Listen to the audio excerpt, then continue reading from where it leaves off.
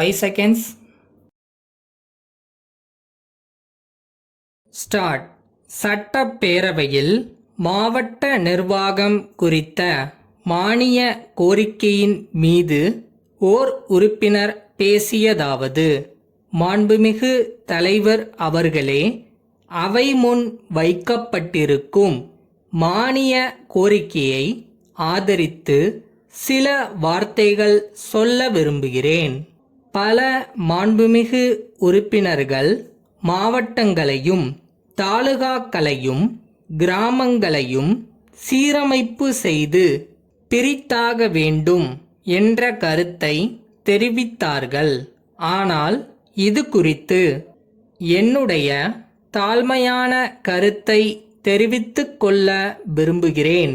இன்றைக்கு மொழிவாரி மாநில பிரிவினை ஏற்பட்டதன் அனுபவத்திலிருந்து மாவட்டம் மற்றும் தாலுகாவை பிரிவினை செய்வது எவ்வளவு நல்லது என்று யோசனை செய்ய வேண்டும். இத்தகைய பிரிவினையால் சில நபர்கள் பாதிக்கப்படலாம். அப்படி பாதிக்கப்பட்டவர்களால் கிளப்பக்கூடிய பிரச்சனை பெரும் குழப்பத்தில் முடியலாம். ஆகவே இது குறித்து தீவிரமாக ஆராய்ந்து ஒரு முடிவுக்கு வர வேண்டும். நிர்வாகத்தில் ஏற்படும் ஊழல்களுக்கும் தாமதத்திற்கும் காரணங்கள் பல உள்ளன. பெரிய பிரிவாக இருப்பது மட்டும் அல்ல.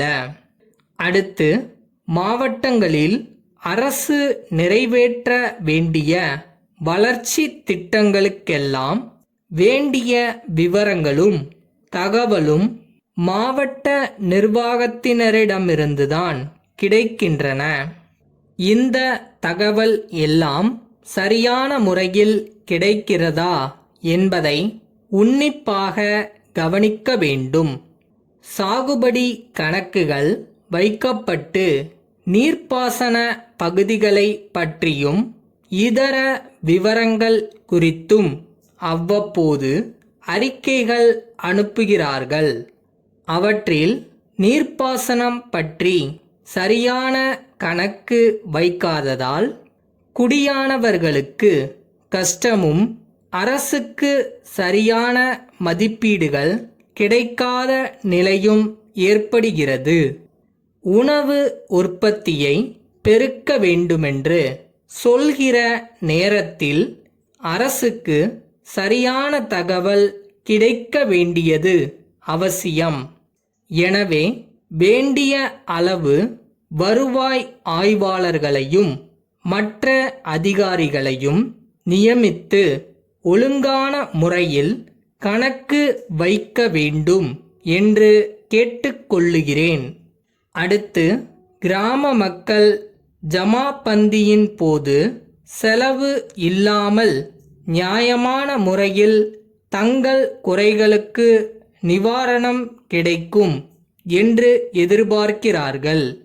பட்டா மாறுதல், மறுப்பு இல்லாத நிலங்களுக்கு பட்டா கொடுத்தல் முதலியவை செய்து கொடுக்கப்படாமல் இருக்கிறது. பட்டா செய்து கொடுக்கும்படி அரசு ஆணையிட்ட நிலங்களுக்கு கூட பட்டா செய்து கொடுக்கப்படவில்லை. கஷ்டமின்றி பைசல் செய்யக்கூடிய பட்டாக்கள் கூட செய்து கொடுக்கப்படவில்லை. இதற்காக ஒரு தனி தாசில்தாரை நியமித்து மறுப்பு இல்லாத நிலங்களை பட்டா செய்து கொடுக்க வேண்டுமென்று கேட்டுக்கொள்ளுகிறேன். அடுத்து, மாவட்ட ஆட்சியர்களை மாற்றுவது குறித்து என் கருத்தை சொல்லுகிறேன். ஒரு காரியத்திற்கு ஓர் ஆட்சியர் ஓரளவு முடிவு செய்திருக்கும் நேரத்தில் அவரை மாற்றிவிட்டால் அடுத்த ஆட்சியர் வந்து இந்த காரியத்தை பார்ப்பதற்கு 1 மாதம் ஆகிவிடுகிறது. இம்மாதிரியான பெரிய அதிகாரிகளை 2 அல்லது 3 ஆண்டுகளுக்கு இடமாற்றம் செய்யக்கூடாது என்று கேட்டுக்கொள்ளுகிறேன். மதுரை முருகன் கூட்டமைப்பிலிருந்து சென்னை திருவாளர்கள் ஏழுமலை கூட்டமைப்பிற்கு எழுதும் கடிதம். அன்புடையீர், கொஞ்ச காலத்திற்கு முன்பு நாங்கள் ஒரு கடிதம் எழுதியிருந்தது நினைவு இருக்கும் என்று நம்புகிறோம். அப்போது சில பொருள்கள் குறித்து உங்களுடைய விலை மதிப்பை கேட்டிருந்தோம். ஆனால் அப்போது நீங்கள் இருந்த நிலைமையில் அந்த வாய்ப்பை பயன்படுத்திக் கொள்ள முடியவில்லை என்று தெரிவித்திருந்தீர்கள்.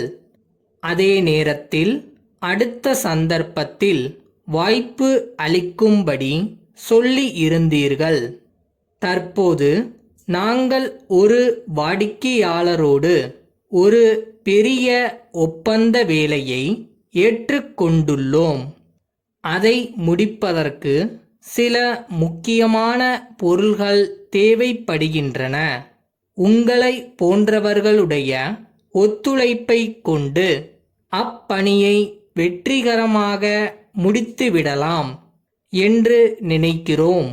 உங்களுடைய நிலைமை முன்பு இருந்ததை விட மிகவும் சீரடைந்திருப்பது தெரிய வந்துள்ளது. எனவே இத்துடன் இணைக்கப்பட்டிருக்கும் பட்டியலில் கண்டுள்ள பொருள்களுக்கு தங்களுடைய விலை மதிப்பை அனுப்பி வைக்குமாறு கேட்டுக்கொள்கிறோம். தங்களுடைய பதிலினை விரைவில் எதிர்பார்க்கிறோம். நம்முடைய பழைய தொடர்பை புதுப்பித்துக் கொள்ள முடியும் என்று நம்புகிறோம். தங்கள் நம்பிக்கையுள்ள